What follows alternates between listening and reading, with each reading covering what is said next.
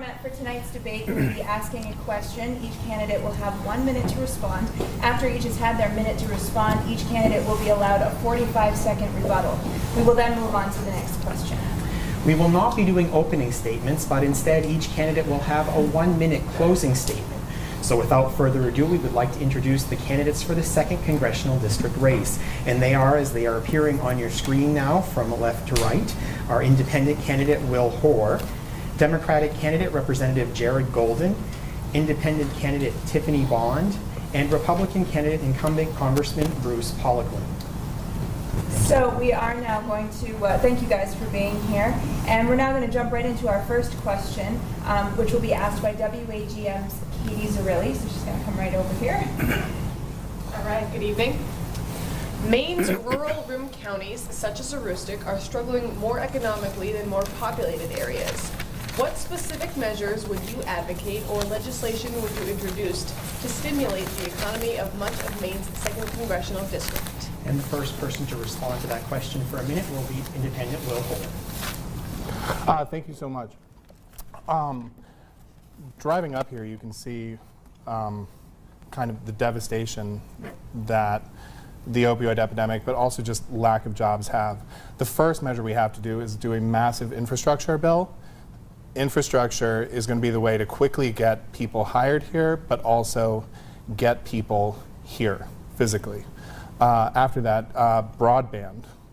Without having connectivity, we can't provide jobs. Entrepreneurs aren't able to fully develop their potential nationwide and globally. And then those are the two measures that I would focus on most. Jared Golden, your minute on this question. Thank you very much. You know, in many ways, I want to agree with Will that the number one thing I think Congress should be working on, it's something that they should have worked on in the previous 2 years, working with the President of the United States, would be to go big on infrastructure. And we know that we need to do that in these rural rim counties in particular. Our roads and our bridges are crumbling. We need more competitive freight rail. We got to connect our ports to the interior of the United States and up into Canada.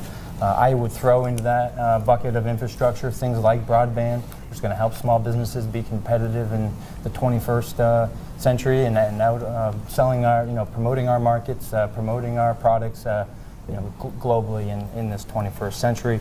Also, we need to create jobs, getting more competitive with energy, doing things like solar and wind, creating jobs through that, driving down costs as well along with that. And I also think Congress has a role in investing in research and development, commercialization of new products like forest products industry. What are the things that we're going to make in the 21st century? We can make those investments through the University of Maine. Thank you. Tiffany Bond, your minute on this question.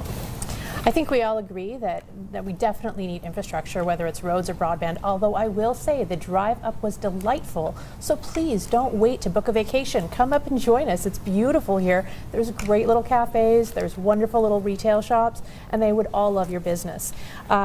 What we also should be working on in Congress, because we are working with federal issues, is working on making marijuana and hemp available for fiber production, for medical research, for agricultural tourism, for the communities that wish to engage in that. I think those are going to be the two things that are really achievable within the first couple of years. I think any more than that, you're perhaps slightly ambitious. So I would focus on infrastructure, particularly broadband, as well as marijuana and hemp being available for research, development, fiber.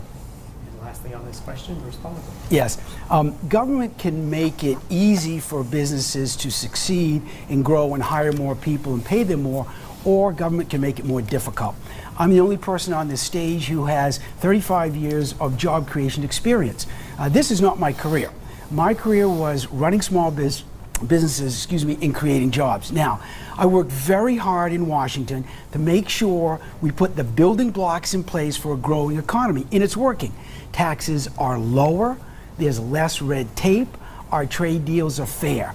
When that happens, our middle class families and our small businesses make more money. When they have more money, they can spend it on what they want, and our small businesses can invest. Let me give you an example. We have one of our great paper mills over in Rumford. They were just acquired by a company that's investing $111 million That means they're going to grow that business, create more products, and hire more people. They just bought the Old Town Mill, and they're going to restart the Old Town Mill after being shut down for 3 years, again because of lower taxes, less red tape, more investment, more jobs. We now will give each candidate additional 45 seconds for rebuttal or to add to this question, and we'll go back to Will Hoare. Thank you, because my mind kind of blanked when I got the first question. I think it's also important to focus on education. Right now, we are limited in what our Mainers can do, and if people age out, a lot of the labor that's Maine focused is physical labor, and there's a certain point at which people can't work. Trump keeps extolling the economy, but up here you can see that the economy is not doing as well as people on Wall Street and Washington say. We need to offer programs to help educate people who want to change programs, change careers, and band with other rural American districts and counties to bring respect and money back to rural America. Thank you. You know, I just wanted to take the time to point out that I think you know, Bruce has his jobs experience, and I think everyone else up here has job creating experience as well. Now, my own comes from being a part of a small family business that's working on Main Street. I've seen the struggles of running a small business up close and personal all my life. I've seen the challenges and the ways that small businesses adapt and overcome with them. Something that small businesses in Maine, particularly in these rural counties, can't do is make those investments in infrastructure for themselves, clearly. So that, again, is why Congress needs to step in, go big on infrastructure. We got to be able to pay for that, which is why I'm concerned about the tax plan that came out of Congress in December, because it's running up our debt, making it hard to make those investments in infrastructure, which, by the way, will help the mill in Rumford. We got to be more competitive with our freight and have some of the best infrastructure in the country. We're lagging far behind. Thank you, Jared Golden. Tiffany Bond. So, like you've heard echoed here, my business is a small business. I run a small business just like you do. And it's hard. Right now, there isn't the supports for the small businesses. You'll hear a lot that our economy is getting better, and it's not in rural Maine. So we really need to be empowering small businesses to do that. I'd like to see all of our mills running at full capacity. Perhaps the one in Madison that's actually closed could reopen if we were working on hemp fibers and having that ability for that to come in and be a product that we work on. I also want to make sure that everything that we are doing enables small businesses to really export what's beautiful about Maine, and we have so much of that. And the last word on this one will be Bruce Pollard. Thank you. Our unemployment rate in the state of Maine is 2.7%. This is the lowest unemployment rate we've had in decades. We have more jobs than we have people filling those jobs. There's nobody else on this stage who has the experience I do in creating jobs. Nobody. Now, Jared mentioned his dealing with small business. I guess he works for his mom and dad's company, and that's all fine. But I'll tell you, it doesn't make any sense for someone like Jared Golden to vote 100% of the time against Maine small businesses. Now, this is not my scorecard. It's the NFIB, the National Federation of Independent Businesses, 100% of the time against our small businesses. That doesn't make any sense. The economy's doing well, keep it going. I'm the only one who has the experience to do that, and I've done it. Okay, thank you very much. We're going to move on to our next question. We're joined now by WMTW's Paul Merrill, and he has the question. Candidates, clearly in this country there's a problem with the number of mass shootings that we see. In Congress, what would you bring to the table that would be an idea to try to fix the problem that would be appealing to both people who believe the Second Amendment should not be infringed at all, and people who think there should be some sort of restrictions on the guns in this country? And Jared Golden, you have the first minute. I think what we need to do is make an investment in the current system that we have, the background check system we have. We need to make sure that there's enough money there to go ahead and implement that law, to prosecute people when they falsify when they submit a form for a background check. Sometimes what we find is that people don't get prosecuted when they're lying, trying to cheat a background check, get their hands on a firearm. That's one thing we can do. I also just want to go back and point out, we've already talked in the last debate about the NFIB.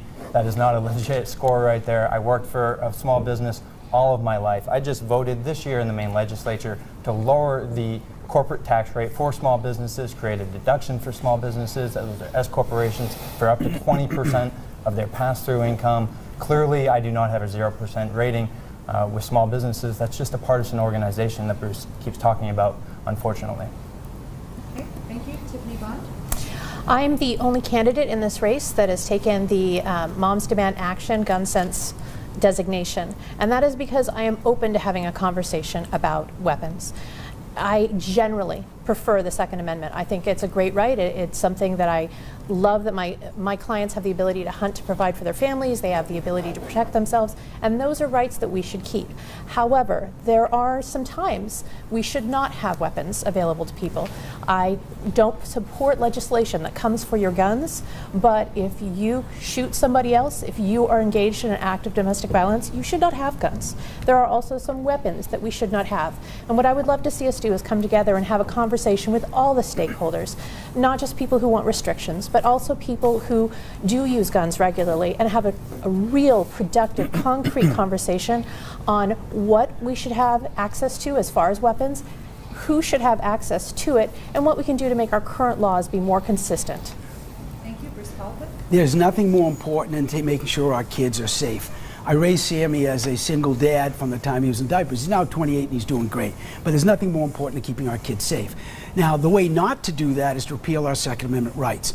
I have an A rating with the NRA, an A rating with the Gun Owners of Maine, and I've been endorsed by the Sportsmen's Alliance of Maine. This is the most rural, largest congressional district east of the Mississippi River. We grew up with firearms. It's the safest state in the union. Now, Jared mentioned something about the Second Amendment. Jared Golden has a D rating with the NRA, an F rating with the Gun Owners of Maine, and didn't even talk to the Sportsmen's Alliance of Maine. They probably wanted to ask him why he has a D rating and an F rating. That is not the way to protect our kids. We put money together as grants for our schools to make sure the schools are secure with resource officers or what have you. But I'll tell you another thing Jared mentioned about taxes. He has a history of raising taxes in the state legislature. He is the only political figure in Maine that's visible that supports a 3.8% tax on personal income, which Maine will be the highest tax state in the country. Will Horton will get you a minute. Yeah, thank you. I'm glad Representative Poliquin brought up little kids, because I'm glad that your son is all right. But working in the school system, Tiffany and I have actually commiserated about this because her kids have sat through it. I, as an educator, have been in the classrooms with lockdown drills. School safety is of utmost importance. Schools should be the safest place for kids to go. It should be one place where they don't need to worry about anything. We need to create legislation. We need to stop talking, whether that means open ears, but something needs to be done. I think we should broaden our horizons, open up our ears to the young. They want to get involved in government. They have great ideas, better than see-through backpacks, but we also need to make it harder for people who shouldn't have guns to get guns. Okay. Thank you very much. We're going to move into our 45-second rebuttal. Jared? Thank you very much. Look, I served in the United States Marine Corps Infantry. I fought in Afghanistan and Iraq. I know firearms. I got a D from the NRA, D for domestic violence, okay? Now, I'm strong on domestic violence. If Bruce wants to be weak on domestic violence, I think that's a problem. It's the #1 cause of homicide in the state, year in and year out. I know that's something Tiffany and I agree about. Sounds like it's something Will and I agree about. What we need to do is keep a limited number of bad actors from getting their hands on any firearms whatsoever, and beyond that, we don't want to infringe upon your Second Amendment rights. Lastly, my record is clear in the legislature. I have voted to middle-class tax cuts time and time again, taking your income tax from 7.9 to 7.1, doubling your property tax exemption. I have a record of fighting for the middle class when it comes to taxes, and I will continue to do that for you in Congress. Thank you, Tiffany. My children are why I want to have that conversation about weapons, and there's two reasons. There are very few things more terrifying on a regular school day than having a 5- and 7-year-old come home and explain to you that they had a lockdown drill at school. That is a terrifying thing to talk about as a parent. That is a terrifying thing to watch your children describe to you, and we shouldn't be having those conversations. The other reason why I think that we should be having conversations about how we handle weapons is my children would probably have a grandfather today if we had sensible red flag laws that balanced your constitutional rights with your privacy and your ability to know when you can and cannot have a weapon. So I'd like to have a few more children, perhaps have grandparents. Thank you very much, Bruce. Yes, thank you. I'm the only person on this stage who has a proven history of standing up for our Second Amendment rights. This is very important in the state of Maine. Jared, you just mentioned this. I don't know how anybody with a D rating with the NRA and an F rating with the Gun Owners of Maine, and didn't even talk to the Sportsmen's Alliance of Maine, could ever even think about representing our 2nd District here in Maine. Another thing that's really important, Jared is the only political figure in the state of Maine that's visible, that highly visible, I should say, that is supporting a 3.8% surtax on our income. That will take Maine's income tax rate to almost 11%, more than California, more than New York, and double the highest rate in Massachusetts. That's why he got a 100%, he votes 100% against small business in Maine. Thank It's you very horrible. much. It's not the We way are to go. going to have Will Horace 45 seconds now. Thank you. I don't think a high rating with the NRA ensures anyone's safety. Guns kill, but at the same time, they can be a good time. I enjoy going shooting with my father-in-law. I don't think anyone here, or any politician that I know of, is saying get rid of guns. But it seems politicians, especially during midterm election, are afraid to scare people. But this is a conversation that needs to happen, and actions need to be taken. I'm tired of hearing, my prayers are with those people who are suffering. It's too much, and it has to end, and we have to find a solution. Thank you, Will Hoare. We are joined now by WABI TV's Emily Hadlock. With so many businesses dependent on immigrants for workers in the 2nd Congressional District, including agriculture and hospitality, coupled with a growing workforce shortage, what will you do to support businesses and ensure they have the staff they need amid the changing immigration requirements? And Emily's question goes first to candidate Tiffany Bond. We need to have a real conversation about immigration and how we handle the low-wage jobs. I think everybody in Maine wants the higher-wage jobs, and if we're successful, that's terrific. That's really our goal. But the high-wage jobs are going to create more low-wage jobs that we don't have an interest in handling. We have an immigration system now that doesn't necessarily bring in the people that we want, the people who are willing to work and pay taxes and be a part of our community in a way that supports everyone. Let's actually tackle immigration at the root instead of the way that we have been handling it. Let's bring in people who want to be productive members of our society, and let's have those high-wage jobs come in to support everyone who's already here. That's the best thing that we can do for our economy. Thank you, Bruce Pollock. One your minute. Yes, thank you. We're a country of immigrants. I come from French-Canadian background, so we're immigrants from Canada. I'm very proud of that. We need to know who is in our country legally.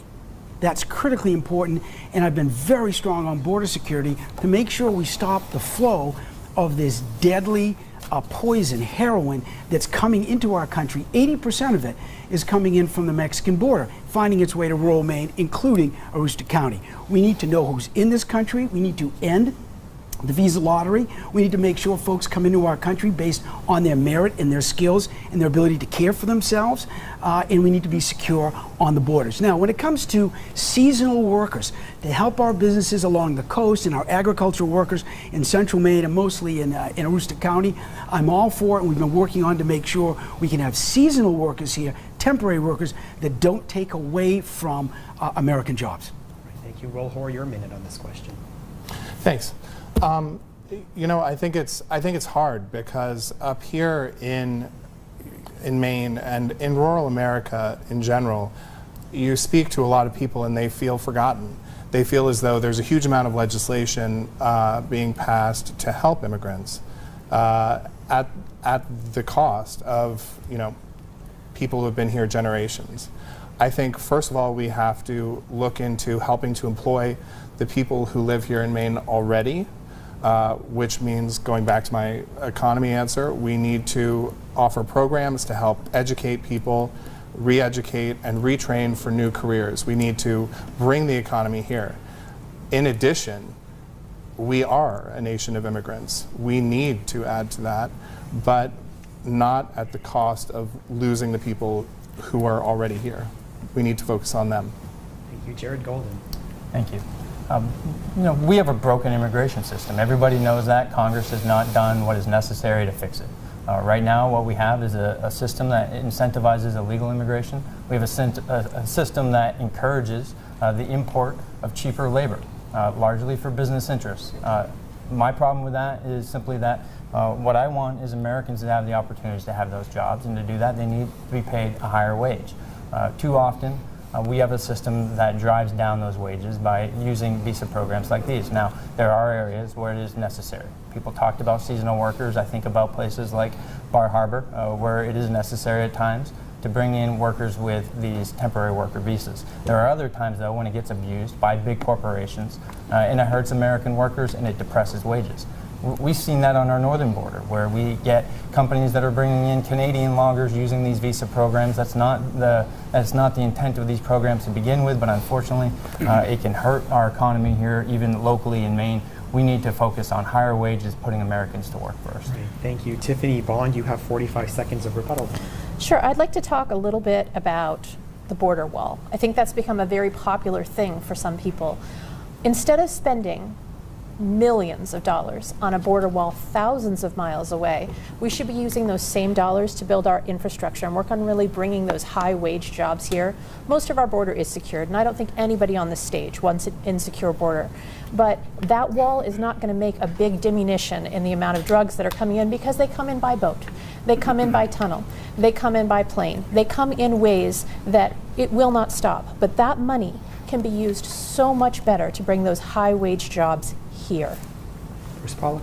Yeah, I'm not picking on anyone here on the stage, but I just want to make sure everybody that's listening tonight understands what a clear difference there is between myself and these three candidates that are quite extreme in their views. Tiffany, you mentioned something about heroin. 80% of the heroin, 80% of it comes over the Mexican border. We need to secure our borders.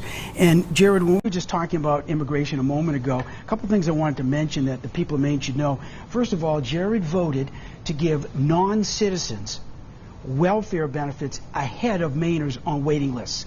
I'm always going to stand up for Maine first. Second of all, Jared voted against allowing police officers to report to immigration authorities folks that they found to be here illegally. That is not securing our borders. That's not protecting our families. When you're a member of Congress, you take an oath to support and defend our Constitution and our families. We're going to have to stop you there and move on to Will Hoare for your 45 seconds. Thank you. It is true that 80% of heroin is coming from across the Mexican border. It is also true that that is not the #1 killer right now of people in Maine in terms of drug overdose. It's fentanyl. And fentanyl comes from China. It comes from the mail. A border wall is not going to help that. We need to protect Mainers and do everything we can to protect them, but not at the extreme of losing fresh insight, fresh workers, and creativity to our economy. We need to remember that a wall is not going to stop people from coming up. Right now, the biggest drug is coming through the mail. Okay, and Jared Golden, the last 45 seconds on Thank you. Well, you know, Bruce, I was hoping we were going to get through tonight without the lies and the dirty attacks, but unfortunately, that's just not going to happen, I can see. So I'll just go ahead and set my record straight. Now, the law that says that non-citizens, asylum seekers, can be in America is set by Congress. Bruce is the one that has done nothing about this in Congress. Now, the bill that he referred to, I voted for, actually put a 2-year cap that did not exist in law prior to my taking that vote. It put a 2-year cap on assistance to asylum seekers in Maine. That is putting a cap, again, on assistance to asylum seekers in Maine. That's something that Congress has not taken action on. Bruce has punted this issue to people in the Maine state legislature. When I'm in Congress, I'm going to focus on immigration reform, because that's what we need to do. We'll have to leave it there on that question. Kelly? Yes, thank you very much. There's still plenty more of this debate to go, but we will be back in just a few minutes with more. And welcome back. You're watching AGM, WABI, and WMTW's coverage of the 2nd District Congressional Debate, and we're joined now by Paul Merrill from WMTW, who will ask Bruce Pollock our next question. Congressmen and other candidates, the Affordable Care Act is the law of the land, although clearly a lot of people would make the argument that health care is anything but affordable under a lot of circumstances. In Congress, what could you do to make sure people have access to affordable health care? Everybody in this country needs to have health care, and everybody needs to be able to afford health insurance in order to get that care. One of the first votes I cast in Congress in 2015 and I was one of only 3 Republicans in Congress to vote against repealing the Affordable Care Act because there was no replacement. And let me tell you, I got some criticized about that, but it was the right thing to do. Now, since that time, I've introduced a 14-point plan, in part based on the Maine model that drove down the cost of health insurance and gave us more choices. It was called PL 90. My mother is a nurse. She's 90 years old now, doesn't practice, of course, but she's a nurse. I grew up with health care in our family. My son has a pre-existing condition. Everything I've ever supported is to drive down the cost of health insurance, make sure everybody is protected when they have a pre-existing condition. But I'll tell you what I don't think is a good idea is a 100% government-run health care that Jared Golden supports that'll drive up taxes, cost $32 trillion, and end Medicare as we know it. Thank you. We'll move to Will Hoare now for this question. Thank you. I think, first of all, we need to have a Congress that's willing to work together and talk together to find a solution. We have the right, who's trying to repeal something put in place by the left with no other replacement in plan, with no replacement in sight. We can't move forward until there is a replacement or until there is a plan that is actually going to help the American people. You know, it's funny, in the last debate, I said that health care was a right. And one of the responses in the live feed when I went back was that was not in the Bill of Rights. Very true. There was no health care in the Bill of Rights. There was no health care in the world at that point. But times have changed. The world has changed. And as the #1 most powerful country in the world, I think it is incumbent on us to provide affordable health care to every American. Jared Golden. Thank you. My plan is simple. I think we need to move forward with Medicaid expansion under the Affordable Care Act as voters here in Maine in the 2nd District voted to approve in November of 2017. And beyond that, I think that we need to lower the age for eligibility to Medicare to 55, allow people to buy in, to opt in into Medicare if they're not getting an affordable option through the workplace or in the marketplace on their own. Beyond that, I want Congress to be able to empower Medicare and Medicaid to negotiate for lower drug prices. These are some of the things we can do in the short term to get a handle on our very expensive healthcare system. And I'll just go ahead and leave it there for now. All right, Tiffany Vaughn, your minute on this question. We have a large gap in opinions of how we handle health care, and I think that what we can all agree on is we all want health care that we can afford and we can afford to use. Right now, I'm like a lot of you that own small businesses. I have health care that I can't afford to purchase every month and that I certainly can't afford to use. I haven't been to the doctor since my 5-year-old was born because it just wasn't financially viable. Every time a bill came, it was too much. And so when a doctor's visit is the same as your monthly premiums, and your monthly premiums are $1,500 a month, that's not a solution.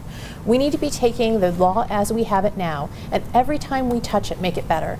Now, Bruce voted for H.R. 1628. Wasn't a great bill. It was the Republican version of how to handle the ACA. It was the AHCA. And I was waiting for that bill. I was waiting for it to be better, and it wasn't. So let's let people who want to have a government-sponsored health care buy into it by allowing them to buy into Medicaid.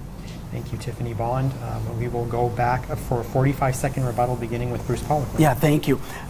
As I mentioned earlier, I grew up with health care in our family. My mom's a nurse. We took care of people in our family, and my son has a pre-existing condition. I'll tell you what I really object to is all of this out-of-state money by Nancy Pelosi and Maxine Waters and all these dark money groups that are pouring money in here, trying to convince the people of Maine and attack me and say I'm something and I'm not. It's completely false. I always support folks with pre-existing conditions. I've always voted that way. But I'll tell you one thing, when it comes to access to health care, I believe that it's a good idea to allow people to buy experimental drugs if they are terminally ill. Jared Golden voted against allowing terminally ill individuals to buy experimental drugs. That is a lack of access to health care. That's a really bad idea. That's time on that one. We'll bring it back to Will Hoare, 45. At the end of the day, you know, our current representative voted against the health care. Even if he came up with another plan, he voted against the health care plan. That's part of what motivated me to run. My wife has a chronic illness. Before the ACA, just her insurance alone cost $70,000. Now, some of you might complain that you are healthy and you're paying for her health care, and that, in the current scenario, could be a valid complaint, and we need to work on that. But the fact that my wife had $70,000 in healthcare costs just for the insurance, not for any treatment, is crazy. The ACA dropped it to 17, which is still too much, but it's better. We need to work harder. We need to find solutions. Thank you on that. Jared Golden, you're 45. Thank you, folks. Bruce just talked about a 14-point plan. Problem is, it was never up for a vote. What did come up for a vote was a repeal bill of the Affordable Care Act.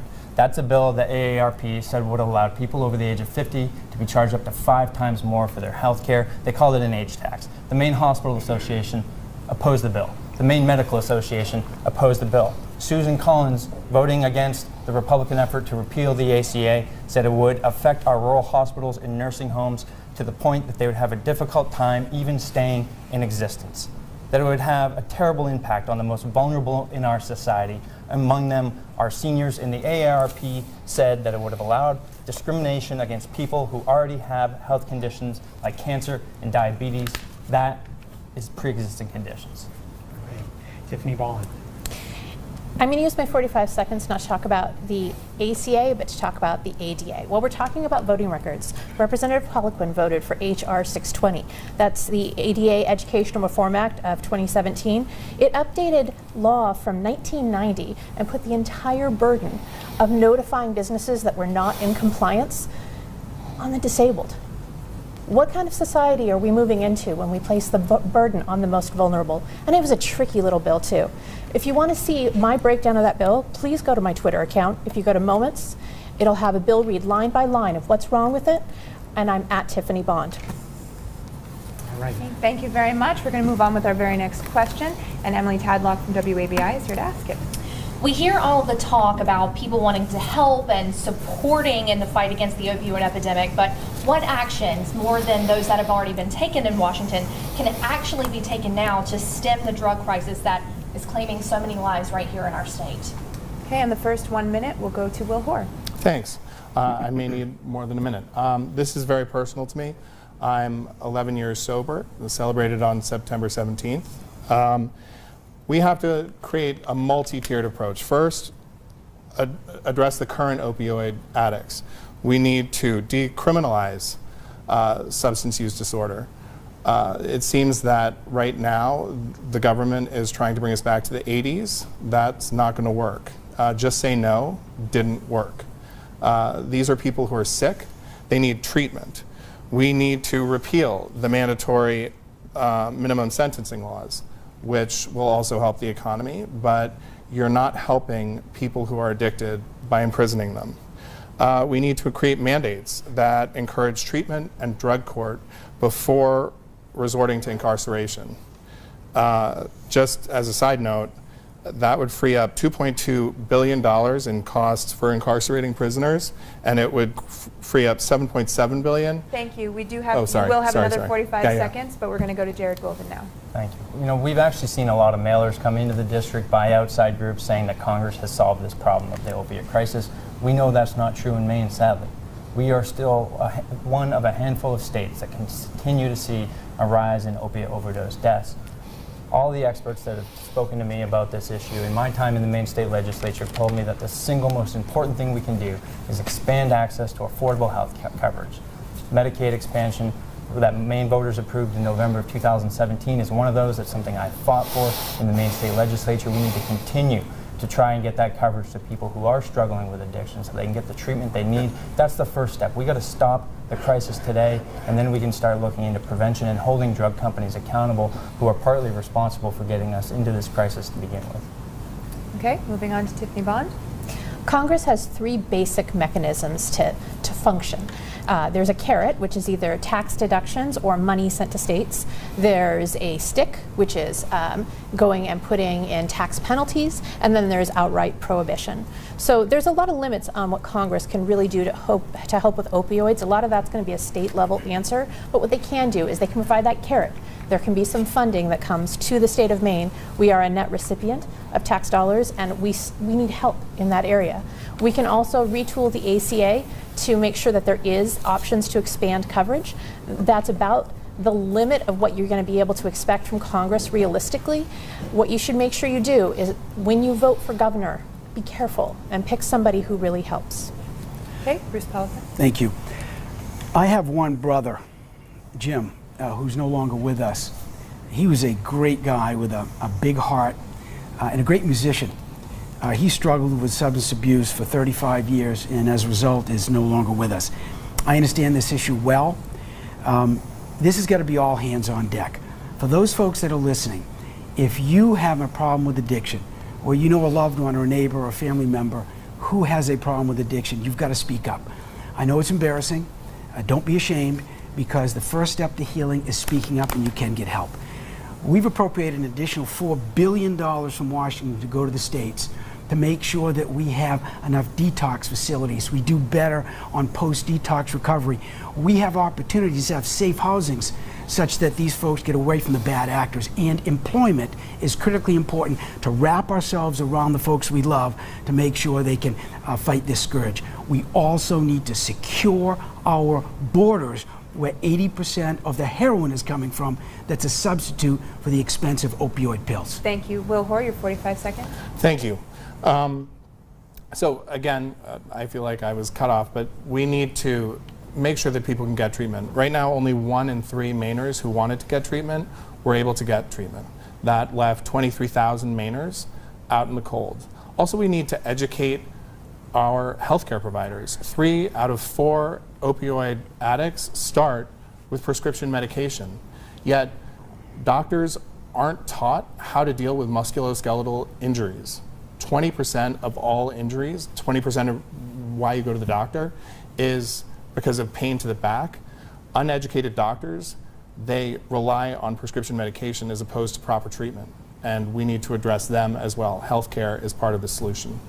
Okay, Jared Golden, your 45. Thank you. Again, we need to make sure people have access to health care. We need to expand Medicaid. We need to do that for those 80,000 people in Maine. Unfortunately, the bill that the congressman voted for would have taken access to Medicaid away from tens of thousands of Mainers. Now, Bruce has talked about the issue of immigration and tied it into this. When I worked for the Homeland Security Committee staff, I actually worked on a grant program called Operation Stone Garden, which worked to encourage local law enforcement to work with federal authorities like Customs and Border Patrol and ICE to help secure our borders, do drug interdiction. We use that right here in Maine, and so I just wanted to get back to that issue because Bruce falsely claimed that I somehow don't want local law enforcement to work with federal authorities. Completely not true. I used to drive policy on this issue when I worked for Senator Susan Collins. Okay, Tiffany Bond. There's a lot of great solutions on the stage, so I don't want to rehash those. What I do want to do is talk about the amount of resources that go into our congressional races. Today, the Sun Journal published that there's already $15 million in this race. If we were all not taking campaign contributions and instead focusing those back on the community, what could $15 million do towards opioids in rural Maine? And you should be asking yourself those questions. What amount of energy is put in to raise $15 million for an election? And how can people who are raising that amount of money actually be doing the job you've hired them for? Okay, Bruce Falkman. Yeah, there's no wonder there is millions and millions of dollars pouring into this race from Nancy Pelosi, the extreme radical from San Francisco, Maxine Waters, all this dark money, and it's coming in to attack me and to prop up Jared Golden. And here's the reason. Jared Golden votes in line with Nancy Pelosi. She must have looked at his voting record and said, this is exactly the sort of person we want down in Washington. He votes against our Second Amendment rights. He has a D rating with the NRA, an F rating with the gun owners of Maine. Nancy Pelosi loves that. He wants a 100% government takeover of health care. Very risky, very radical. It'll end private insurance you have with your employer. That's gone. It'll end Medicare as we know it. And he loves the fact that you can use, he voted rather to use welfare dollars to buy alcohol, tobacco, and lottery tickets. Very extreme. And for that, we will pivot to Katie Zerilli from WAGM. All right, we now have a question from one of our viewers. This is Cindy Condon from Ashland. She seems very nice. She's great. All right, she says, I was wondering what they might do about the cost of tuition that keeps rising for college students. It's really difficult when they come out of college and they have such high debt. And Tiffany Bond, you'll have the first crack at this one. I probably have the most student loan debt of anybody up here.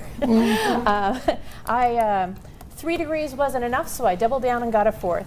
We need to be offering a range of flexible options for students, whether it's community college, which is where I started out, all the way up to trade schools and apprenticeship programs, and I think that will help mitigate it. We also need to be pushing federal funding back through to our colleges. If we do not have an educated workforce, we're going to fall behind globally, and that is something that Maine cannot afford to do. So I would love to see us be working towards some of those carrots and pushing some of those carrots towards our educational system, towards flexible options, towards retooling what helps make us a better Maine. Right. Bruce Poliquin. Yes. I had student loans like many people did, but when I got out of school, I was able to get a good job. I worked really hard for my education. I scrubbed toilets, painted metal roofs, dug sewer lines. I'm very proud of the education I got, and that was a really key thing for me. But when I took out student loans, what scholarships wouldn't pay and what my summer earnings wouldn't pay, I was very careful not to take on too much debt.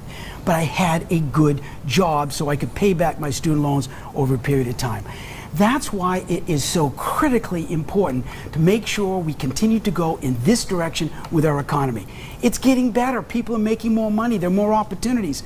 More and more of our kids are able to come back to Maine because they can find good employment. You do that with less red tape, lower taxes, fair trade. Jared Golden has a voting record that Nancy Pelosi loves. Higher taxes, more red tape, less economic growth, and fewer jobs. We need to go forward, not backward. Forward with a stronger economy for these kids so they can get out of college and have a good future. Thank you. Will Hoare. Thank you. I, too, have student loans, and I am paying them off and will be for a long time. I think we need to, A, make sure the federal government has oversight over these companies that are making loans and keep them from taking predatory action on students who just graduated. They are some of the weakest people economically in this country. Second of all, I think it's necessary for the federal government to come up with solutions to help mitigate the cost. We have ROTC for public education. There's loan forgiveness. I think we need to expand that to fields in nursing, to other areas where we need help, especially in the Maine economy and other rural American counties and districts. We need to encourage people to come work in these places, and the federal government can help do that by creating programs for loan forgiveness. Jerry Golden. Thank you. I think that Congress needs to stop cutting funding to universities and to states, which causes states to also pull back on their support of our university system, which in return causes universities to raise tuition rates, which is piling on to people's debt problem. Now, another solution that I have and I like to talk about is service opportunities. I served this country for 4 years in the Marines. In return, my college got paid for. I want a universal service opportunity for our youth. You give this country 2 years in the military or in our communities, in maybe a hospital, maybe teaching, and then we can pay for your college in return. You got to give something and get something in return. Now, Bruce seems to have some strange obsession with Nancy Pelosi, as you can see tonight. I, on the other hand, do not. I made very clear well over a year ago that I will not be supporting her because I don't support her agenda. He can keep talking about that. But what matters is that right here in Bangor, Maine, in the 2nd District, his boss, Speaker Paul Ryan, has a super PAC office running a dirty campaign against me, against Tiffany, and Will. They're propping up Bruce Poliquin. All right. 45-second rebuttal period begins with Tiffany Vaughn. Sometimes I wonder if Bruce has been to rural Maine lately, because it's not getting better. I work in family law, and so I am in all of your financials. And let me tell you, I have cases in Rumford, in Skowhegan, in Newport, in Millinocket, in Belfast, in Lewiston, in Bangor. I am in a lot of the district courts on a regular basis in District 2, and it's not getting better. It is very difficult for families making an average of $40,000 a year to separate, and we need to be providing better supports to this district. Bruce Poliquin. Yes, I think Jared Golden, and I'm not criticizing him as an individual or anybody else, but his policies are so extreme and so radical. For him to look in the camera and tell the people of Maine that Nancy Pelosi has spent about $7 million lying and attacking me and propping him up is something that just happened by accident. She loves Jared Golden's voting record. 100% government takeover of health care. And all the private health care plans, they're just gone. They're canceled, and you get pushed into a government-run program with no choice. Second Amendment that he doesn't support and has a D rating with, and he votes against small businesses all the time and wants Maine to become the most, the highest tax state in the country. That's why Nancy Pelosi supports Jared Golden, and that's the truth, and he should tell it. All right, Will Hoare, your rebuttal. I think we just need to take a moment before, we're winding down, and we made it pretty far, but I don't want this to turn into a name-calling session. We shouldn't be talking about Nancy Pelosi. We were asked about, trying to create programs for getting rid of debt. We need to stick to that. This character debate is not helping anybody. Back to the programs of teaching and how to mitigate that. I agree. We need service positions and we need better paying jobs. I'm making $17,000 a year and I'm supposed to be paying student debts. That's not a livable wage to begin with. We need help. And the last word will be Jared Golden's. Thank you, Will. Folks back home, I hope that you're tired of hearing your congressman issue nothing but attack after attack, false attack after false attack, without ever putting forward real solutions to issues of great importance to the people of Maine. Student debt, health care, which he voted to take away from 117,000 people. Now, I sadly do not like being engaged in this debate of character attacks like Will and Tiffany as well. I'm standing here right in between them. I want to talk about the issues. I've been very clear. I'm not going to support Nancy Pelosi for Speaker. I've said it again and again. I don't support her agenda. Paul Ryan supports Bruce's, and he's operating here in the district. So I think that Bruce should be clear and try and explain to the people of Maine why is there a super PAC operating in this district instead of talking about Nancy Pelosi. All right, thank you very much. Kelly. All right, well, we are going to actually switch gears just a little bit, and we're going to move on to the yes or no questions that we have for you for this evening. To save time, Kelly and I will be asking these, and we'll start with Bruce Poliquin first on this question. Would you support a ban on bump stocks? We need to enforce the laws we have on the books now, and that's the best way to protect our Second Amendment rights. Support the laws on the books now, and I've always done that. Will Hoare, yes or no? Yes. Even the NRA said that we should ban bump stocks. Tiffany. Probably, but it needs to be well drafted. Okay. Who did you vote for in 2016? Is this my turn? Is it? Yes. You mean the presidential election? In this election for Congress, I voted for myself and only for myself. I'm going to do it again in 3 weeks. For the presidential, that's my business. I work with everybody, Republicans and Democrats, as a business professional, but I do not tell anybody who I vote for. Will Hoare? I didn't really love any of the options, but I ended up voting for Hillary Clinton. Okay. Same thing. I wish I had other options. I voted for Hillary Clinton. I wrote in my own ticket. Bruce Poliquin, who is your number 2 choice in this race? I don't think anyone else has the qualifications that I do. I'm the only one who has had 35 years, a lifetime of professional lifetime of creating jobs. Nobody else here has that experience. I Number also two. stand up for our Second Amendment Number rights. 2 for Will? And so It's going to be eeny, meeny, miny, mo between these two next to me. Jared Golden. I'll vote for Will and Tiffany in no particular order. I'll keep that one to myself. They're both nice people. I'm going to also say between Jared and Will would be the best choice. I'm surprised Bruce doesn't want me as his second choice since I'm not Jared. Finally, we're just going to ask this one real quick, and this is just a yes or no for sure. With the new ranked choice voting method, will you accept the outcome of this race, Bruce? I'm going to circle in Bruce Poliquin, one and only vote, drop it in the box, and go forward. Okay. Will? Yes, 100%. I don't think he answered the question, but yes, absolutely. Yes, and you'd be foolish not to rank because you might end up with the other guy. Okay, thank you very much. We are now going to give each candidate a moment to do their final 1-minute conclusion. These will be 1-minute statements, and we'll begin with Will Hoare. Okay. In a 12-step program that I'm in, we have a definition of insanity, which is to do the same thing over and over again and expect a different outcome. This election process, I've been part of it from the voting standpoint, and I've only had two options. As you just heard, I didn't really like my choices. That's part of why I'm here.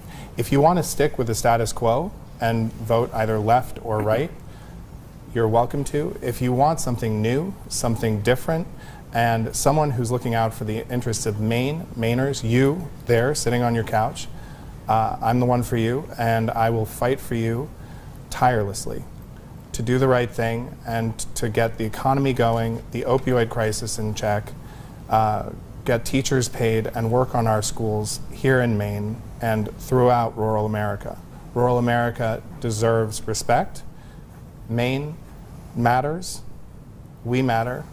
Let's get someone in Washington who's going to bring business back. Thank you. Jared Golden. Thank you. Thank you to everyone back home. I also want to thank my wife back home, Isabel. Thank you. I love you very much. I know you're watching. So, when I was in the Marines, we had a very simple rule about leadership. Leaders put the people they lead first before they stop to think about themselves. We practiced this when it was mealtime. Privates were first in line to eat. Then came private first class, Lance Corporal, right on up through the ranks to the highest ranking officer that was present. Now, this is critically important, I think, in the context of who you should choose to represent you in Congress. I understand what real leadership is. That's why I'm going to put you first. I'm going to put the middle class first. I'm going to fight for working middle class people, for higher wages. I'm going to fight to protect Medicare, protect Social Security, and protect people's health care coverage to make sure that you have access to affordable coverage. It's the #1 issue in Maine and in America in 2018 because of what Congress tried to do to our health care in 2017. Thank you very much. All right, Tiffany Bond. I'd like to talk to you about ranked choice voting. It gives us the freedom to try something new, like Will said. And that's important. If you are so tired of having to pick between the lesser of two evils, if you are so tired of knowing that no matter what your vote is, 30 to 40% of the country is going to feel like they're living under an oppressive regime, we can do something different. You can choose somebody who says, I am not going to take money. I am not going to be beholden to anybody but you. In fact, I will demonstrate that I can do the job. I demonstrate it on a regular basis online. You can go online and see that I will read bills for you line by line and explain what they mean. I will turn nonsense into common sense and to help you really get this done properly.